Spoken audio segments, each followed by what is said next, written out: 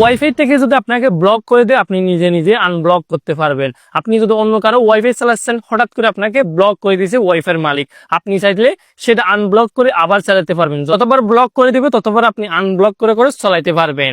চলুন শিখে আপনাদেরকে সেই সেটিংসটা কিভাবে করতে হয়। ফোনের সেটিং অপশনটি ওপেন করবেন। এরপরে এখান থেকে একটু নিচের দিকে নামবেন, নামার পরে একটা অপশন দেখবেন অ্যাবাউট ফোন নামে একটা অপশন, এখানে ক্লিক করবেন। এরপরে এখানে আরেকটা অপশন দেখবেন, সেটা হচ্ছে সফটওয়্যার ইনফরমেশন। এই অপশনটির মধ্যে ক্লিক করবেন।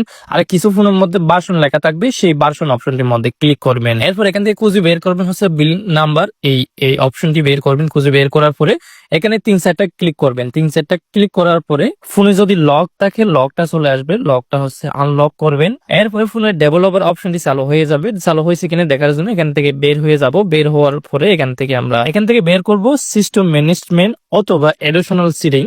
দুটা বললাম এই জন্য যে এক এক মডেলের ফোনে এক এক রকমের কিন্তু অপশন থাকে। এই জন্য কিছু ফোনে সিস্টেম ম্যানেজমেন্ট থাকে আর কিছু ফোনে এডিশনাল সেটিং থাকে। সিস্টেম ম্যানেজমেন্টে ঢোকার পরে সেখানে নিচের দিকে একটা অপশন দেখবেন ডেভেলপার অপশন, এরকম একটা ইন্টারফেস শো করবে।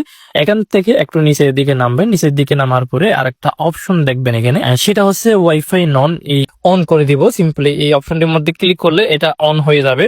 এটা অন করার পরে তারপর আমরা এখান থেকে আবার ওয়াইফাই এর ভিতরে ঢুকবো। ওয়াইফাই এর ভিতরে ঢোকার পরে আমাদেরকে যে ওয়াইফাই থেকে ব্লক করে দিছে সেটার মধ্যে এভাবে সেভে ধরে ফরগেট করতে হবে পাসওয়ার্ড। ফরগেট করার পরে আবার সেই ওয়াইফাই এর পাসওয়ার্ডটি দিয়ে কানেক্ট করবেন। দেখতে পাচ্ছেন কানেক্ট করার সাথে সাথে কিন্তু আমাদের এখানে আবার আনব্লক হয়ে সেই ওয়াইফাইটা কানেক্ট হয়ে গেছে।